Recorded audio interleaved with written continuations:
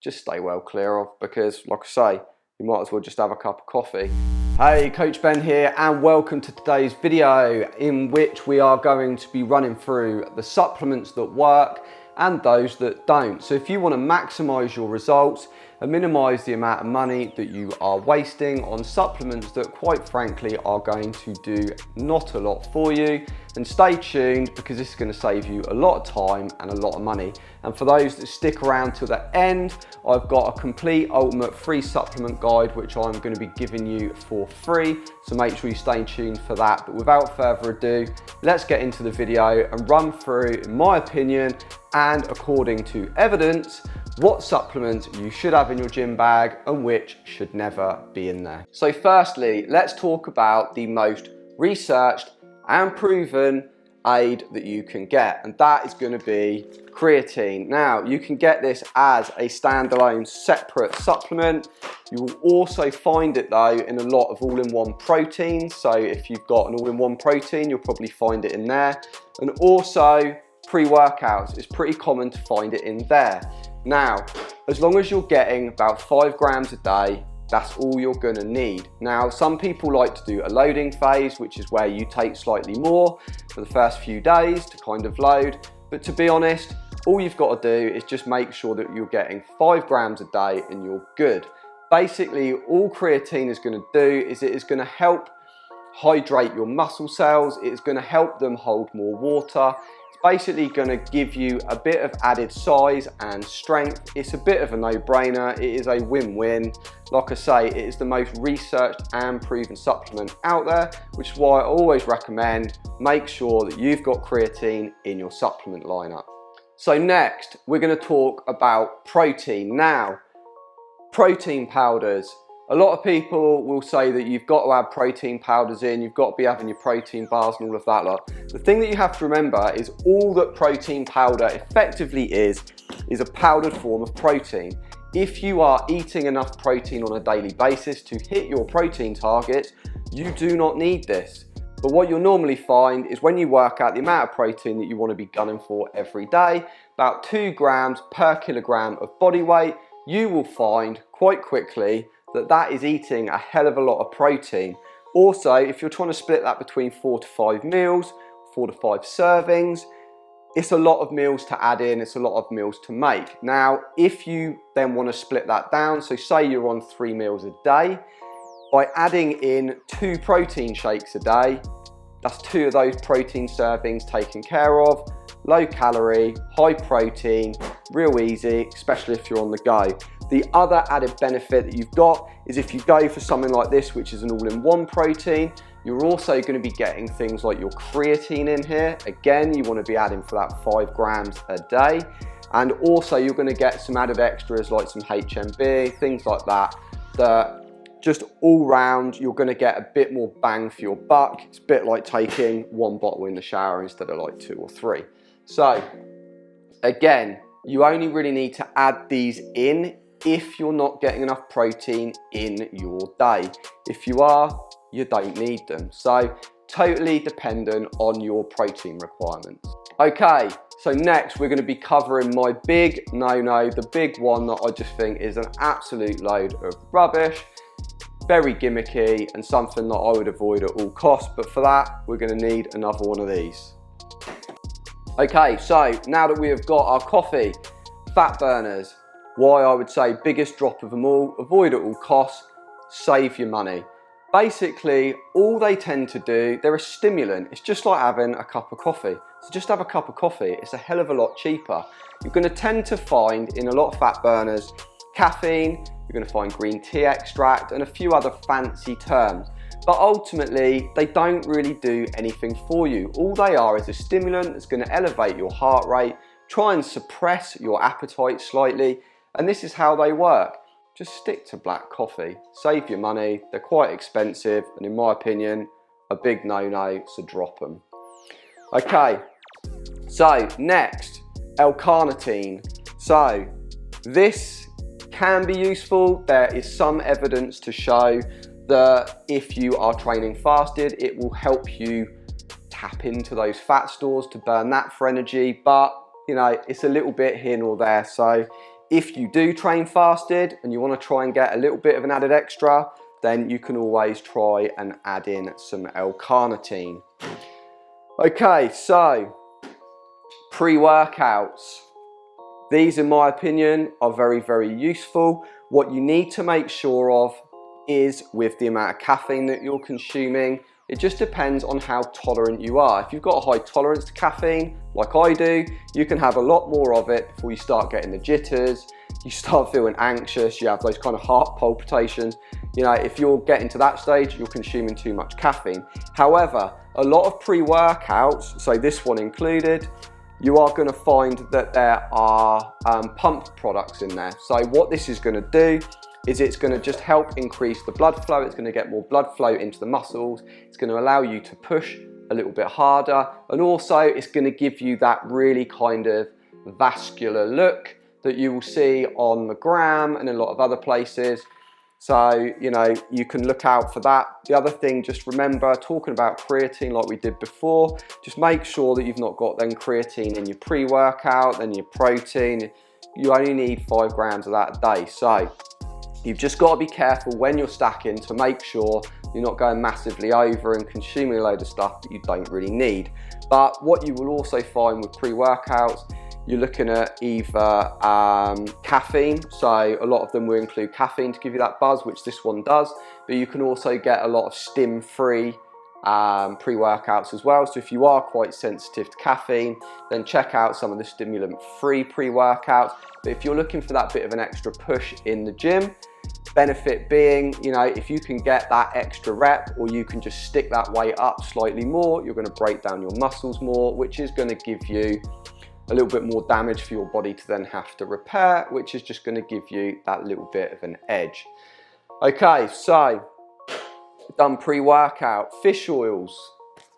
Why are we talking about fish oils? Well, you need a certain amount of good fats. The amount of people that I talk to that drop their fats dangerously low, because there is this misconception that fat makes you fat. It does not make you fat. Too many calories makes you fat.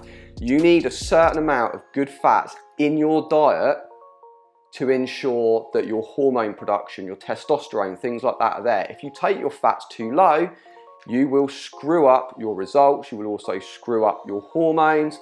You will find that your testosterone can drop. You find that your sex drive drops, and you'll be craving Domino's more than you do a bit of nookie. So make sure you are not taking your fats too low. I always say a minimum of 20% of your daily calories coming from fats. Aim for at least 25 ideally.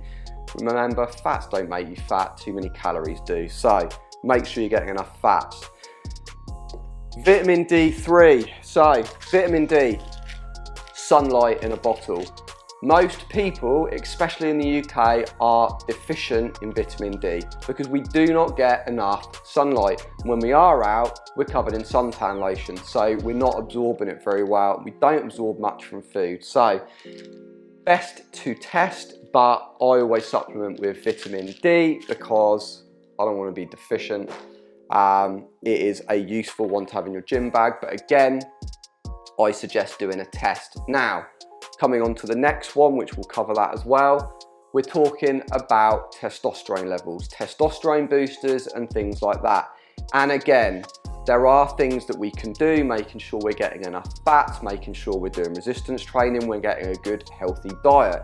If you are concerned that your testosterone levels are low, instead of going on Amazon and just buying some unregulated testosterone booster, I recommend going and getting yourself a test, and I will leave a link in the description to a 50% discount on one.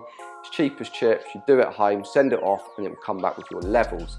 This is worth doing to see if nutritionally you're deficient anywhere or if your testosterone is low, because if it is, then you can do something about it. You can get actual medication that will help you bring your testosterone levels back up into a normal range.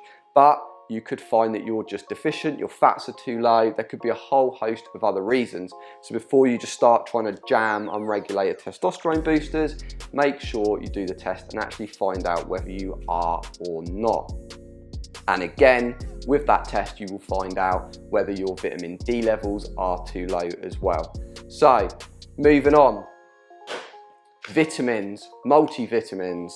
These are one of those products that a lot of people think they're a bit of a scam. If I'm getting a good healthy diet and I'm trying to maximize my nutrition, I'm getting enough vegetables and fruits and things like that, then I do not need a multivitamin. And that is correct, you probably don't. But I don't think it hurts as a safety net that if you're slightly low in something one day, this is going to help top you up. They are cheap as chips, doesn't take much to supplement every day with a multivitamin. The only thing you have to remember with a multivitamin is do not take them first thing in the morning on an empty stomach. It will make you feel a bit sick. Also, you want to take your multivitamin with food containing fats because certain vitamins are absorbed with fats. If you don't take it with fats, it just won't absorb. So make sure that you take it like with your lunch or your dinner, something like that, rather than the first thing in the morning. Okay, so moving on to intra-workouts. Now, intra-workouts, you will find a lot of these will contain pump product maybe, electrolytes. Now, electrolytes are useful if you're training for an hour or longer because you want to kind of rehydrate your body. They're not going to hurt you if you have them and you're training for less than an hour. You just want to make sure you're staying hydrated and you'd rather sip on an intra-workout throughout your workout and after rather than just plain old water. Absolutely fine. However, you will also find that a lot of them contain BCAAs. Now, a lot of people believe that we need to take BCAAs to maximize our muscle growth. You don't. If you are getting enough protein a day, you do not need branched chain amino acids in there as well because you're already getting it in the protein. So you're not going to need to worry about your BCAAs. Again, it isn't going to hurt, but it isn't an essential. You don't need to go and grab a pot of BCAAs to make sure that you're having that with every workout to make sure you're maximizing your muscle growth. Same with your protein. You want to be getting protein around the time that you train. So if you're going to train and then you're going to go and eat a meal, happy days. If you're not eating a meal for 3 or 4 hours, then make sure you're taking a protein shake after. I would recommend you don't want to be taking it just before because it's going to make you feel a little bit sick. If your body's trying to digest that and then you're trying to put it through a workout, you've got to make sure if you're going to consume food or protein before you train, make sure you train it quite a bit before you train so it's had a chance to kind of digest. So to round it up, fat burners, no. BCAAs, you don't need them. Okay, protein, you need protein powder. If you're not getting enough protein in your daily protein intake through food, then you're going to need protein powder or you're going to need things like protein bars and things like that. However, it's if you need it or if it makes your life more convenient, not you absolutely need to have it or you're going to lose all the gains that you've ever made. So, like with all of this, you don't need to take anything in order to progress. The most important thing is that you are getting enough nutrients in, that you are hitting your protein target, around 2 grams per kilogram of body weight you want to be aiming for. Again, creatine is a bit of a no-brainer. It's the most researched and proven product on the market. Other things can be slightly debatable. Other things can give you a slight edge, like things like pre-workouts and things like that. It just depends on how seriously and how hard you want to push it. But let me be crystal clear. If your diet is crap and you are consuming garbage, and you think that putting a few of these in it's not going to cancel that out. The most important thing that you can do is make sure your nutrition is on point and that you are putting in at least 3 resistance training workouts a week and you are actually gunning for progressive overload so that you are breaking those muscles down. Because if you don't, you're trying to repair muscles that you haven't broken down in the first place. So do not waste your time and money. If you have not got your nutrition on point to start with and you are not training like you mean it, then these things are just not going to give you the benefit that you are looking for. Okay, so for those of you who have stuck around till the end, like I said, I put together an ultimate supplement guide, absolutely free, I'm going to put the link in the description, so if you want to grab that, it goes into more detail on each of the supplements here and a lot more that I've not had chance to cover in this video. Like I say, everything's optional. Certain things, fat burners, just stay well clear of, because like I say, you might as well just have a cup of coffee. Anyway, Coach Ben, hope you found this useful. If you have, make sure you smash the like button. If you've got any questions or comments, make sure you hit me up in the comments below, and I'll see you in the next video.